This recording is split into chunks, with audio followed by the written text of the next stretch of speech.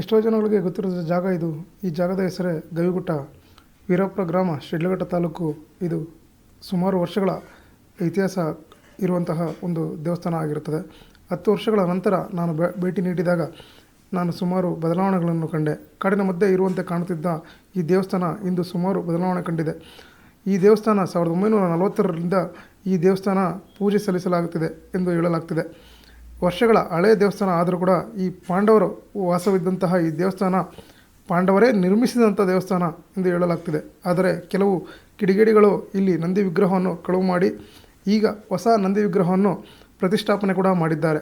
ಈ ದೇವಾಲಯದ ಹೆಸರೇ ಶ್ರೀ ಗವಿ ಗಂಗಾಧರೇಶ್ವರ ಸ್ವಾಮಿ ದೇವಾಲಯ. ನೀವೇನಾದರೂ ಇಲ್ಲಿ ಭೇಟಿ ನೀಡಬೇಕಾದಲ್ಲಿ ಇಲ್ಲಿ ಪ್ರತಿದಿನ ಬೆಳಗ್ಗೆ ಸೂರ್ಯೋದಯ ಆಗುವ ಮುನ್ನವೇ ಪೂಜೆ ಸಲ್ಲಿಸಲಾಗುತ್ತದೆ. ನೀವೇನಾದರೂ ಭೇಟಿ ನೀಡಬೇಕಾದರೆ 7 ಗಂಟೆಯ ಸಮಯ ಒಳಗಡೆ ನೀವು ಭೇಟಿ ನೀಡಿ. ಇಲ್ಲಿನ ಪರಿಸರ ತುಂಬ ಅದ್ಭುತವಾಗಿದೆ. ಇಲ್ಲಿನ ವಾತಾವರಣವನ್ನು ಯಾವುದೇ ರೀತಿ ಗಲೀಜು ಮಾಡದೆ ತುಂಬ ನೀಟಾಗಿ ಮೇಂಟೈನ್ ಮಾಡಿ. ನೀವೇನಾದರೂ ಭೇಟಿ ಮಾಡಬೇಕಾದಲ್ಲಿ ನೋಡಿ, ಸುಮಾರು ಜನ ಇಲ್ಲಿ ಬಂದು ಗಲೀಜು ಮಾಡಿ ಹೋಗಿದ್ದಾರೆ. ಆದರೂ ಇಲ್ಲಿನ ಗ್ರಾಮಸ್ಥರು ತುಂಬ ಅದ್ಭುತವಾಗಿ ತುಂಬ ಕ್ಲೀನಾಗಿ ಮೇಂಟೈನ್ ಮಾಡ್ತಿದ್ದಾರೆ.